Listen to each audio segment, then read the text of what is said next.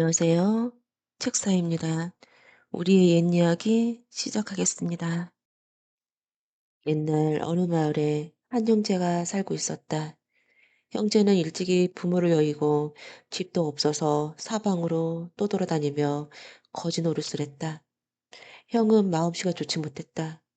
어린 동생을 데리고 다니기가 귀찮아서 하루는 동생더러 얘, 우리가 같이 다닌 것보다 너는 너대로 나는 나대로 다니자.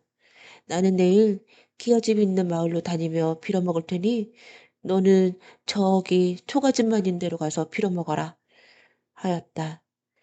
형은 형님이 하라는 대로 하겠다고 순순히 말을 들었다. 이튿날 형은 기아집만 있는 마을로 들어갔다. 그런데 그 동네는 전염병이 돈다며 대문을 꼭꼭 잠그고 사람들을 들어오지 못하게 하였다. 그래서 형은 신밥덩이 하나 얻어먹지 못했다.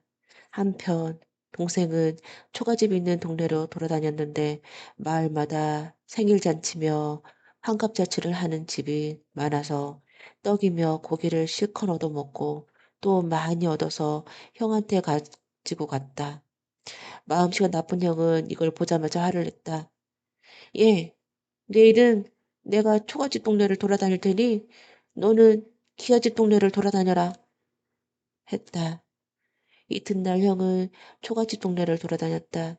그런데 이 동네에도 전염병이 돌아서 집집마다 문을 꼭꼭 닫아 걸고 사람들을 들어오지 못하게 하였다. 그런데 형은 신밥덩이 하나 얻어먹지 못하고 배를 쫄쫄 골아야 했다. 한편 동생은 형이 시키는 대로 기아집 동네를 돌아다녔는데 이웃마을에 돌림병이 얼마 올까 집집마다 구슬하느라고 음식이 많이 장만해서 떡이며 고기를 많이 주었다. 그래서 동생은 배불리 먹고 많이 얻어다가 형한테 갖다 주었다. 형은 이것을 보고 또 화를 벌컥 냈다. 에이, 내 놈 때문에 내가 얻어먹을 것을 다 못 얻어먹었다. 어서 썩 없어져 버려라. 하며 형은 공연히 트집을 잡고 동생의 눈을 손가락으로 후비며 내쫓았다. 동생은 하도 어이가 없어 울다가 죽어버리라고 어떤 바위 위에 올라앉아 침노골로 목을 졸라맸다. 그런데 바위 아래서 두런두런 무슨 소리가 들려왔다. 가만히 들어보니까 도깨비 소리들이었다. 동생은 무슨 이야기를 하나 귀를 기울이고 들어보았다. 도깨비 한 놈이 말하기를 사람들이란 참 미련해. 눈이 먼 데는 요 아래에 있는 샘물을 떠서 눈을 씻고 그 옆에 있는 복숭아 나뭇잎으로 눈을 문지르면 꽃 났는데 그것도 모르고 소경 노릇을 하고 있으니. 그러니까 또 한 놈이 나서서 말했다. 글쎄, 사람들이란 멍청하기도 하지. 요 아래 동네에 아무개 부잣집에 애동딸이 알아서 죽게 되었는데 그건 지붕 용마루 밑에 있는 천년 묵은 지네를 잡아서 들그림에 튀겨 죽이면 곧 나을 텐데 그걸 모르고 있어. 참 사람들이란 멍청하단 말이야. 그러니까 또 한 놈이 말했다. 정말 사람들이란 미련하기 짝이 없어. 요 아래 동네 사람들이 물이 없어서 먼 데까지 물을 길어다 먹으려고 고생들 하고 있잖아? 하지만 동네 한가운데 있는 정자나무 밑에 파서 보면 물이 얼마든지 나오는데 그걸 모르고 있단 말이지. 그러자 도깨비 한 놈이 또 나서서 말했다. 요 산 너머에 가면 산삼이 쫙 깔려 있는데 사람들이 그것도 모르고 아무도 캐가지 않거든. 참으로 사람들이란 미련하기 짝이 없어. 이 말이 끝나자 도깨비 한 놈이 또 말했다. 사람들이 미련한 게 그뿐인가? 서로 돕고 서로 사랑하면 훨씬 더 잘 살 텐데 제각기 욕심을 부리려고 서로 잘 살지 못하거든. 글쎄 형놈이 저 혼자 살겠다고 동생 눈을 쑤셔서 내쫓기만 저도 잘 빌어먹지도 못하니 말이야. 도깨비들은 서로 이렇게 말하고 도깨비 방망이를 두드리고 고기랑 밥이랑 떡을 많이 내놓고 먹고는 어디론가 가버렸다. 동생은 그 두 손으로 더듬어서 도깨비들이 일러준 샘으로 갔다. 그리고는 샘물로 눈을 씻고 그 옆에 있는 복숭아 나뭇잎을 뜯어 눈을 문질렀다. 그랬더니 눈이 전과 같이 환하게 잘 보였다.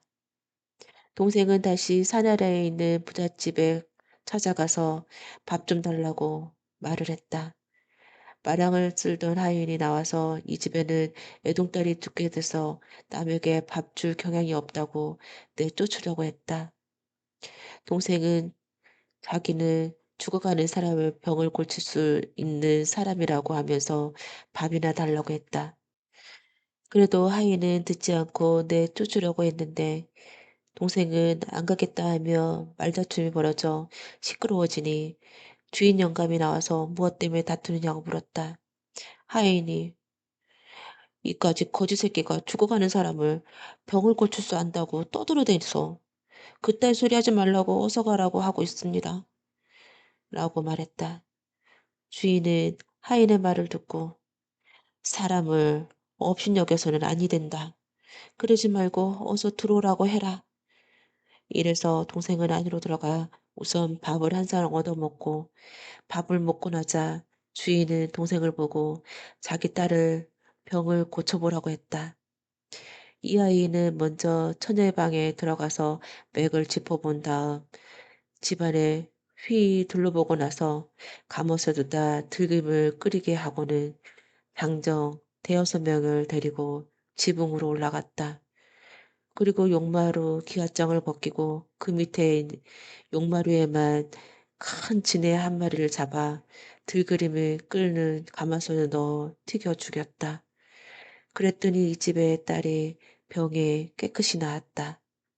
주인은 크게 기뻐하며 동생을 사위로 삼았다. 동생은 부잣집 사위가 되어 살게 되었는데 동네 사람들이 찾아와서 이 동네는 물이 없어서 고생을 하고 있으니 물을 나오게 해달라고 했다. 동생은 동네 한 바퀴를 휘 둘러보고 동네 한가운데 있는 정자나무 뿌리 밑을 파보라고 했다. 동네 사람들이 모두 달려들어 나무 뿌리 밑을 파보았더니 물이 콸콸 솟아서 동네 사람들이 먹고도 남아 앞들의 논까지 충분히 될 수가 있었다. 동네 사람들이 대단히 좋아하며 동생을 극진히 대답했다. 동생이 하루는 동네 사람들을 보고 모두 괭이와 가래를 가지고 산으로 가자고 했다. 동네 사람들은 무슨 영문인지도 모르고 괭이와 가래를 가지고 산으로 갔다. 동생은 도깨비들이 말한 곳에 동네 사람들을 데리고 갔다. 거기에는 정말 선삼이 많이 있었다. 이곳을 본 사람들이 제각기 산삼을 캤다. 이렇게 해서 동네 사람들은 제각기 산삼을 캐가지고 와서 그것을 팔아 모두 부자가 되었다. 그런데 하루는 동생 집에 거지 하나가 들어왔는데 자세히 보니 자기 형이었다. 그래서 동생은 형님, 형님이 이게 웬일이요? 하며 달려들어 껴안았다. 거지는 그게 제 조손인지 모르고 깜짝 놀라 나는 아무 죄도 없습니다. 죽이려면 고이 죽여주십시오. 나는 아무 죄도 없는 거지입니다. 하고 살려달라고 빌었다. 동생은 형님, 형님 저예요. 형님, 형님 동생이란 말이에요. 하면서 자세히 보라고 말을 했다. 거지가 자세히 보니 그 사람은 정말 자기 동생 같기도 했으나 내 동생은 눈이 멀어서 지금쯤은 죽었을 텐데 하면서 눈물을 흘렸다. 동생은 바로 그 눈먼 동생이 접니다. 안으로 들어가십시다. 동생은 형을 데리고 들어와 목욕을 시키고 좋은 옷을 입혔다.